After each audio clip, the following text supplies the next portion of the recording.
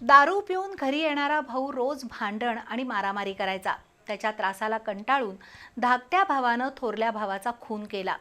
रविवारी रंगपंचमीचा जल्लोष सुरू असतानाच कोल्हापुरातील राजारामपुरीमधील मातंग वसाहतीत रक्तरंजित हाणामारी झाली। त्यामध्ये 26 वर्षीय हर्षद विलास पांढरबळे या थोरल्या भावाचा मृत्यू झाला। त्याचा लहान भाऊ यश पांढरबळेला राजारामपुरी पोलिसांनी अटक केली आहे। न्यायालयानं त्याला 2 दिवसांची पोलीस कोठडी सुनावली।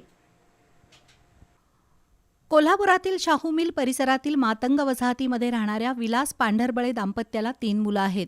विलास आणि त्यांची पत्नी मोलमजुरी करून कुटुंबाचा उदरनिर्वाह चालवतात। थोरला मुलगा हर्षद पांढरबळे पत्नी आणि 3 मुलींसह राहतो, तर त्याचा धाकटा भाऊ यश पांढरबळे हा देखील त्यांच्यासोबत राहतो। हर्षद पांढरबळेला दारूचं व्यसन होतं। दारू पिऊन तो वारंवार कुटुंबियांना त्रास द्यायचा। गेल्या 4 दिवसांपासून हर्षद आणि धाकटा भाऊ यश यांच्यात वादावादी सुरू होती। रविवारी पांढरबळे कुटुंबियांमध्ये पुन्हा वाद सुरू झाला। दारूच्या नशेत धुंद असलेल्या हर्षदनं धाकट्या भावाला धमकावलं। त्यामुळे चिडलेल्या यश पांढरबळेनं एका स्टीलच्या बाटलीनं हर्षदवर हल्ला केला। हर्षदच्या डोक्यावर स्टीलच्या बाटलीचे वर्मी घाव बसल्यानं तो रक्तबंबाळ झाला आणि अतिरक्तस्राव होऊन हर्षद पांढरबळे गतप्राण झाला।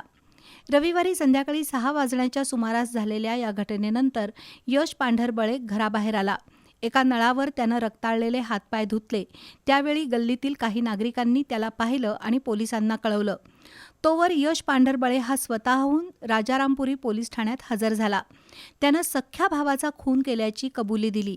त्यानंतर पोलीस उपअधीक्षक प्रिया पाटील, पोलीस निरीक्षक सतीश होडगर, उपनिरीक्षक भारत साळुंखे यांच्यासह एक पथक घटनास्थळी दाखल झालं, तर फॉरेन्सिक लॅबचं पथक आणि ठसे तज्ज्ञांचं पथकही घटनास्थळी आलं। हर्षद पांढरबळेचा मृतदेह उत्तरीय तपासणीसाठी नेण्यात आला। यावेळी कुटुंबियांनी प्रचंड आक्रोश केला। दरम्यान खुनाच्या घटनेनंतर मातंग वसाहतीमध्ये प्रचंड गर्दी झाली होती। दरम्यान संशयित यश पांढरबळेला न्यायालयानं 2 दिवसांची पोलीस कोठडी सुनावली।